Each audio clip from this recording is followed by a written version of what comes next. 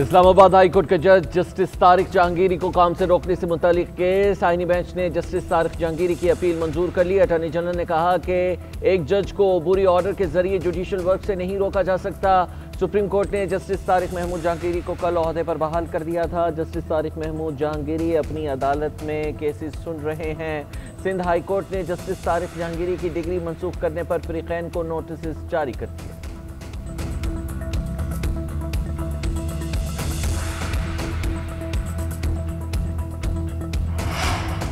जनूबी अफ्रीका के खिलाफ home test series Shan Masood की कप्तानी में 18 रुकनी टेस्ट स्क्वाड का ऐलान कर दिया गया। आसिफ आफरीदी, फैसल अकरम और रोहेल नज़ीर को पहली बार एंट्री मिल गई। बाबर आजम, मोहम्मद रिजवान और शाहीन अफरीदी भी टीम का हिस्सा। इमाम उल हक, हसन अली, कामरान गुलाम, खुरम शहजाद, साजिद खान, अबरार अहमद, नौमान अली और सऊद शकील भी स्क्वाड में शामिल। मुंतखब खिलाड़ी 8 अक्टूबर तक लाहौर में ट्रेनिंग करेंगे। एशिया कप खेलने वाला स्क्वाड 4 अक्टूबर को कैंप ज्वाइन करेगा। प्रोटीज के खिलाफ 2 मैचेस की सीरीज वर्ल्ड टेस्ट चैंपियनशिप का हिस्सा होगी।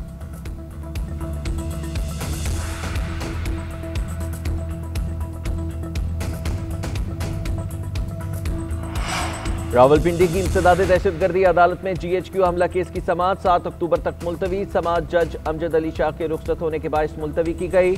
बानी PTI के वकील ने कहा कि वीडियो ट्रायल के खिलाफ हाई कोर्ट में हमारी दरखास्त पर एतराज़ात खत्म हो गए। वीडियो ट्रायल के खिलाफ हाई कोर्ट में समाअत 6 अक्टूबर के लिए मुकर्रर है। हमारी दरखास्त है 13 गवाहान के बयानात बानी की गैर मौजूदगी में रिकॉर्ड किए गए।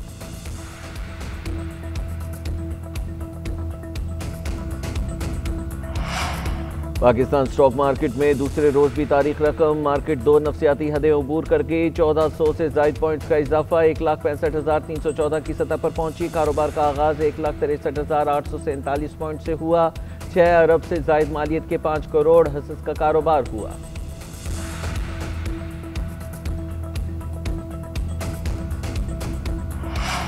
गजा में जंगबंदी और अमन के लिए अमरीकी सदर का मंसूबा तैयार। बैनुल अक़वामी इदारा बोर्ड ऑफ पीस कायम करने की तजवीज़। सदर डोनाल्ड ट्रंप का कहना है बोर्ड ऑफ पीस की सरबराही मैं खुद करूंगा।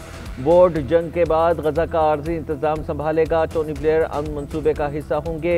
दीगर नाम जल्द जारी किए जाएंगे। फ़लस्तीनी टेक्नोक्रेट्स की निगरानी और आर्जी हुक्मरानी संभालेगा।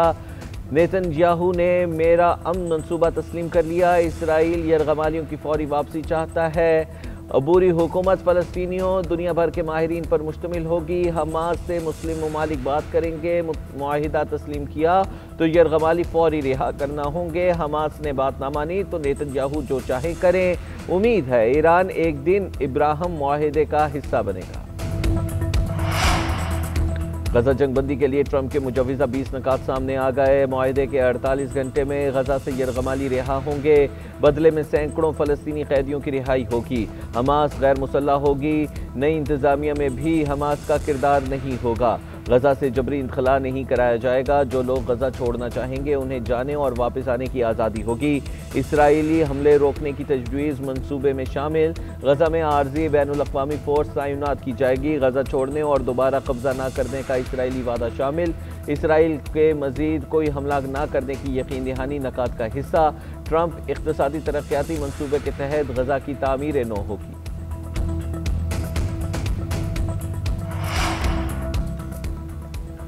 इसराइली वज़ीर आज़म ने दोहा हमले पर कतर से माफ़ी मांग ली। नेतन्याहू ने कतरी वज़ीर आज़म को दोबारा हमला न करने की यकीन दहानी कराई। हलाकतों पर इज़हार अफसोस। अमरीकी सदर डोनाल्ड ट्रंप ने नेतन्याहू और कतरी वज़ीर आज़म के दरमियान सहफ़रीकी फ़ोन कॉल्स की मेज़बानी की। वाइट हाउस के मुताबिक सदर ट्रंप ने बाहमी शिकायत और गलत फहमी के बाद ताल्लुकात मस्बत समत में ले जाने की ख्वाहिश का इजहार किया। रहनुमाओं ने सहफ़रीकी मैकेनिज़्म बनाने की तजवीज़ मान ली। कतरी वज़ारत ख़ारजा का कहना है नेतन्याहू ने दोहा हमले पर माफ़ी मांगी और दोबारा हमला न करने का वादा किया। बहरानों का हल सिर्फ सिफारती ज़राए से मुमकिन है।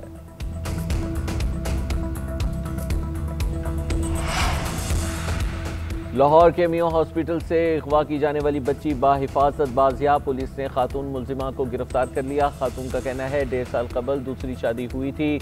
लोगों को दिखाने के लिए बच्ची को अगवा किया। खातून मुलजिमा को CCTV कैमरास की मदद से गिरफ्तार किया गया।